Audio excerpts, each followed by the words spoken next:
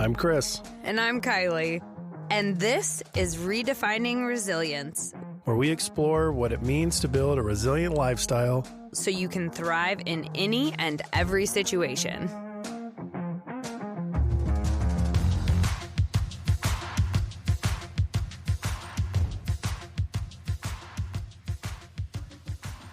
Buenos dias. Come again? Good morning. No. I speak American. Okay. So we're back with another episode. We're still in the collaboration domain. We are the last domain of the 6. Yep. And one of the important aspects of collaboration is developing trust. Not just trust, developing trust. Well, yeah, because you have to actually develop it for it to exist. I know, but what kind of world do we live in?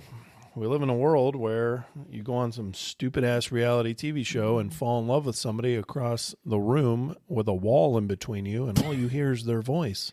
I trust you with everything in me. I can feel so vulnerable, and I just trust you. Like, that show is so fucking stupid, but I know a lot of people like that. You like They that show. instantly trust everybody, and they give no time to develop it. And then they're super butthurt when this person they've never met doesn't actually love them. It's like, what? Never saw that coming. And then the drama ensues, and people think that that's like real life. You have to develop trust. You have to build it. All right, so let's talk about what it takes to actually build trust. But before we do, I want to talk real quick because I've seen this as a problem in quite a few organizations that I've worked with, because everybody has a varying degree to which they trust people. Mm-hmm. So depending on your history and your experiences and your own personal bias and lens that you look at life through, you may have some serious trust issues. You may not trust people very quickly, and it may come through in a work setting or in personal relationships. But I see this a lot of times at work. And then what ends up happening is we are not able to effectively collaborate with other people because we expect them to drop the ball. I had a previous boss who had an assistant, and he would constantly just make comments about how she was probably going to not get the job done correctly, or I'm not even going to give this to her to handle because she's not going to do it well. And then, of course, what ends up happening is that individual senses the mistrust and the doubt coming from him. And then she starts to develop some confidence issues, which we just talked about confidence in our last episode. So you think about that effect, it really hinders all sorts of relationships from evolving. And now you have constant conflict because one person doesn't think the other person's competent, and now the other person who doesn't have trust in them feels bad about themselves and develops this low confidence issue. And so they're going to perform to the level of confidence they have, which if it's in the shitter, they're going to constantly be making mistakes, which just perpetuates the problem, right? Yeah. Versus if we have a trusting relationship where I trust you to get the job done, but I also trust that you're going to make mistakes along the way and you're not going to be perfect because you're a human. Yeah. ChatGPT doesn't make mistakes because ChatGPT is a robot. And the only mistakes it makes, if it makes any, are because it's utilizing the data that humans put in there. Exactly. Or answering a question that you asked poorly. Yeah, it's doing the best it can. Yeah. Right. So, but that's not human interaction. So when we're dealing with humans, we have to understand that there is a level of empathy that has to come with having trust in others. But I think there's also a level of discernment that you have to have in order to be a good steward of your trust. Yeah. You have to, I think there's a healthy level of jaded. I tell this to my kids, and I think they think it's silly. Eventually, one day, they're going to say, Dad, you were right, hopefully. But I think it's healthy to say discernment is a better word for it, not jaded, but just have a healthy level of discernment. Like, I don't trust people until they give me a reason not to. I don't trust anybody 100%. Because that's unhealthy. That's silly. I trust myself 100%. Where am I at? Well, I trust you 100%. But how long did that take? That's not what you just said. How long did that take? I don't trust people I just met at 100%. Day one, it took I think. years to build that trust because I just don't have enough data, right? We have not experienced enough things in order for me to say in all situations, X happens. Well, I think, yeah, that's a key point here because, some people, let's say trust is on a scale of 1 to 10, 10 meaning you are highly vigilant, highly skeptical, highly discerning, 1 being you're highly trusting, somewhat naive, think everybody has good intentions, right? I sit at about a 5 to 7. It's interesting that 10 correlates discernment and what? Vigilance. Vigilance. Yeah. And 1 is trusting and naive. Yeah. Okay. Let's just soak that in for a second. Well, it can be naive. I know, but that's right? the word that is described at a 1. Yeah. Yeah. You just don't want to run into relationships of any kind and say, I trust you until you don't give me a reason. So therefore, I'm going to sit at a 1 with you and not test anything and just leave it all out on the table. That's when you get burned because you're being stupid. Like, just be a little bit discerning. Like, yeah. That's what I tell my kids. It's just approach everybody like at a 5 to 6 range. Yeah. Like, I don't know enough about you because this is a cool, intense situation. Maybe we met at some kind of like camp. And this is the version of you at camp, and I don't know the version of you at school or under stress or when you're angry, when you're really happy, or whatever. Like, I don't know that yet, so I can't fully trust you because I just don't know. Not that I don't like you and not that I'm being mean. I just don't have the data in order to put that much confidence in this relationship. Well, and if you think about what actually builds trust, so going back to our original question, how do you develop trust? This really is a matter of time and consistency in behavior. Yeah.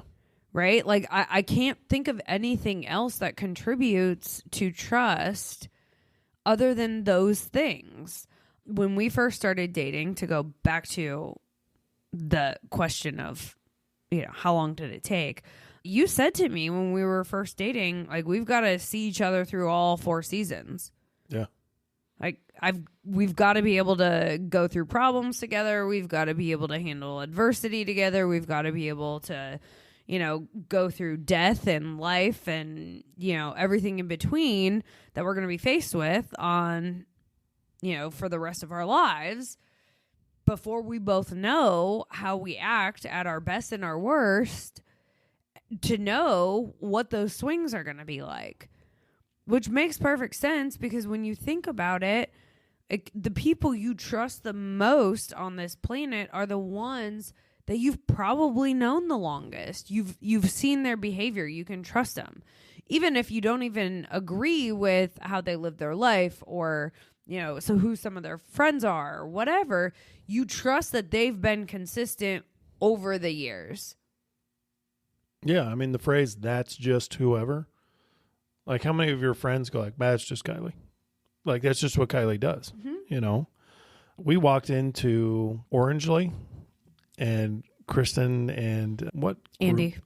Oh. What group was there last time? The Mixers? The Dirty Pelican? Oh, yeah. Yeah, that was a cool one. Anyways, we walked in, and you and Over were talking to the Dirty Pelican guys, and I was talking to Kristen, and she goes, I just love how Kiley is always happy and excited when she comes in. That's just Kiley. And I'm like, well, that is just Kiley, right? She's always just happy and excited everywhere. But she has seen you in multiple different circumstances, in multiple different scenarios over a very long course of time. So the statement, that's just Kiley, happy and excited to be here, that's a true statement. Like that is because the relationship has gone to that point that she trusts that when Kiley walks into a situation, that's how she's going to be. Yep. You can't say that about people you don't have data on. You don't have time and consistency. Well, and I think in sales, because that's the majority of the people I work with are sales professionals, that's a big thing we talk about. Like you can't copy and paste somebody else's outreach and send that to get a meeting, because then when you show up as yourself and they're expecting a different character based off of your initial email, you now have broken trust, or it's an inconsistency that could create distrust in the person. And then you, let's say, go through your whole meeting and you've asked questions and you've been really interested and concerned, and then you drop a sales pitch on them. Well, again, that's going to be inconsistent with the behavior you just demonstrated, because instead of taking an interest in them, you've just totally shifted and asked for something from them for your own benefit, which is incongruent with the behavior you demonstrated up to that point. So when we think about trust, it truly is being consistent with your actions, with your behaviors, your mindset, your intentions, right? You can't go into a conversation with the intent to help somebody and then flip a switch and try to get something from them. Right? That creates distrust. That's why we don't like being sold. I think to take that a step further, whether or not the client or prospective client or whatever even understands that you flipped a switch, even understands that that should raise a red flag, that is a unconscious action from the client. I know, like, that I felt slimy after this conversation. That is a unconscious feeling that is involved in that conversation because of the switch, because of the inconsistency in the actions and the way they communicate. And it happened to us not that long ago. We had another coach tell us he wanted to come in and debrief with us on our team and just, get to know us a little bit better. He came in, asked a bunch of questions, and then he was like, so I want to talk about coaching your team. It was like mental whiplash. It was. And not only that, it went from trying to understand us and be excited and leaning into the conversation to a aggressive attempt to sell us things. Yeah. And it didn't stop. It was a multiple day endeavor to sell multiple thousands of dollars of items and pressing on pain points. Yeah. It went from I'm your friend to I'm now selling you something. Well, I'm better than you and I can coach you. And it was really hard. Pushing on the pain points was the part where it started to switch. Because he made us both feel pretty lousy about our leadership skills in this business, and then said, oh, I can help do this for you. Yeah. Even though this was not even something that was feasible for us at that juncture in time. This was not something that we were willing to invest in or that fiscally made sense based on where our business was at. So...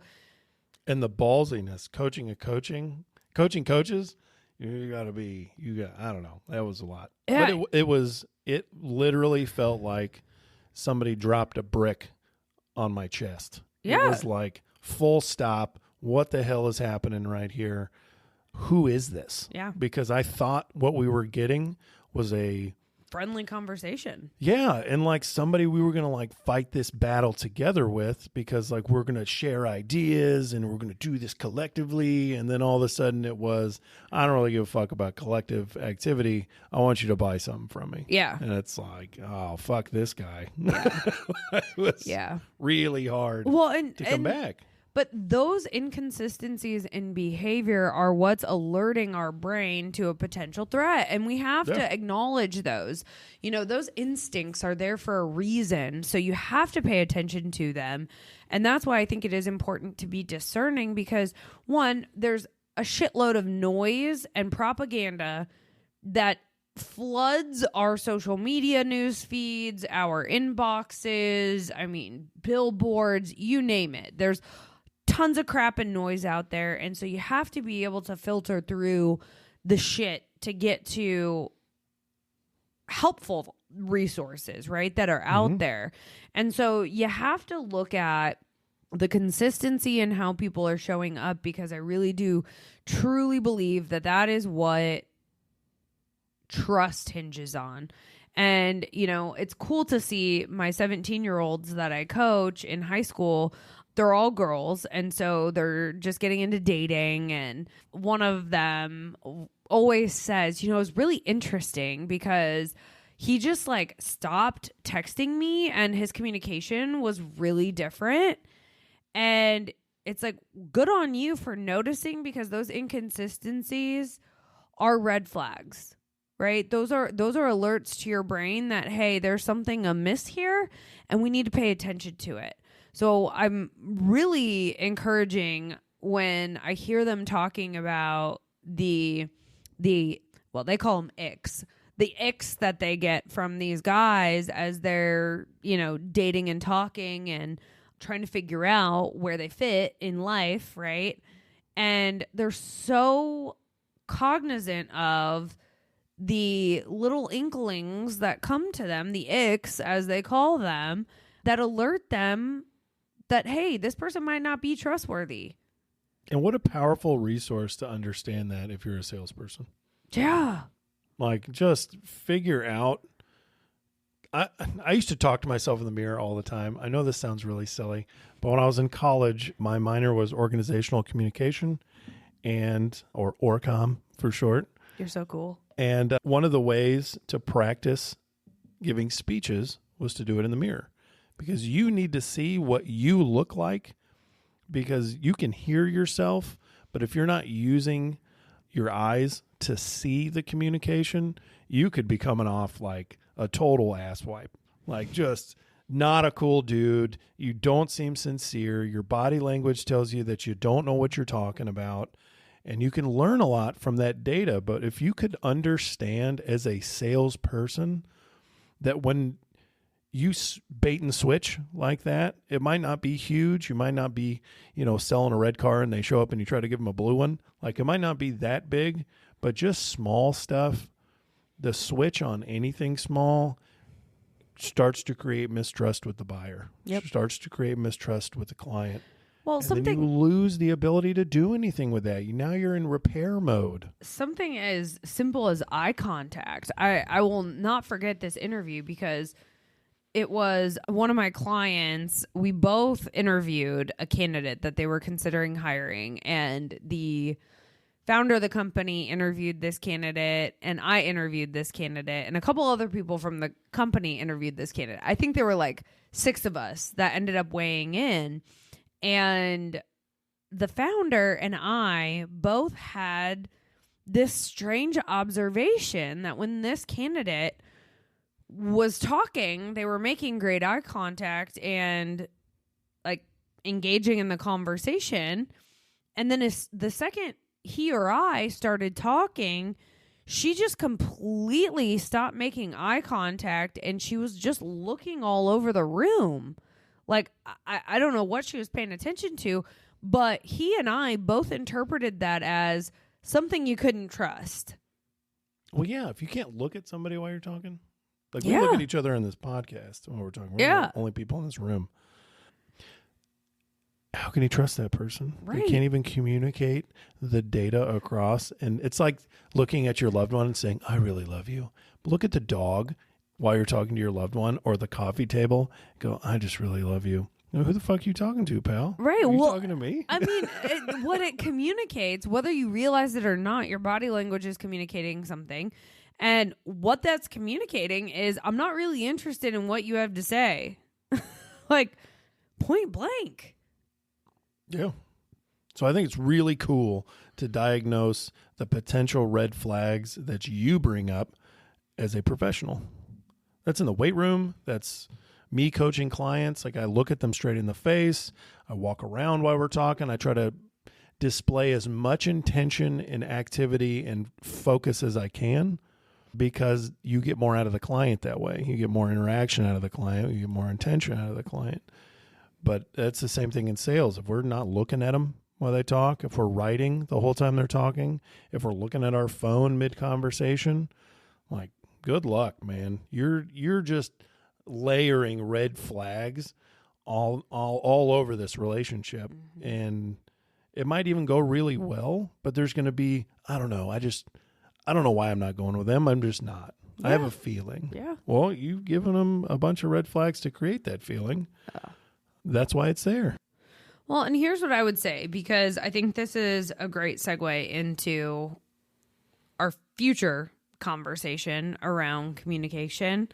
When the trust is not there, but this is a relationship that you have to maintain. So let's say it's a colleague or your spouse or a family member that you've got to figure this relationship out, because it's not going anywhere, until somebody gets fired, or you get a divorce, or you decide to unfriend your family.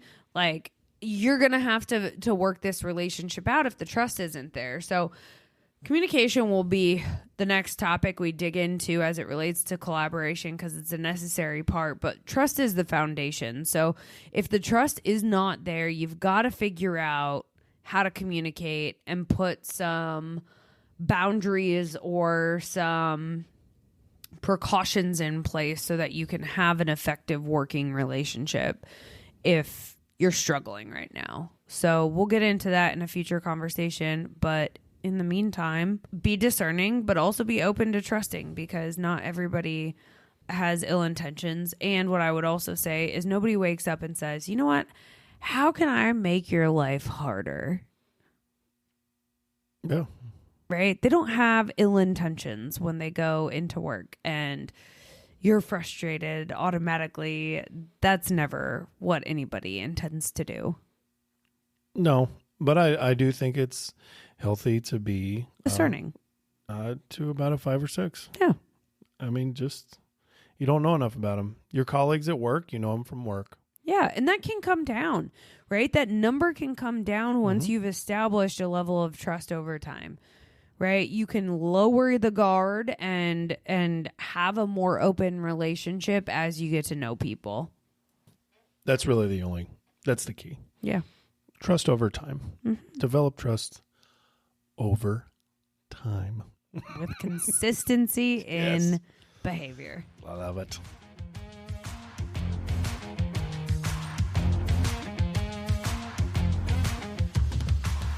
Thanks for listening to Redefining Resilience. To learn more about building your mental and physical readiness, check out odysseyresilience.org. And follow us on Instagram, LinkedIn, and TikTok.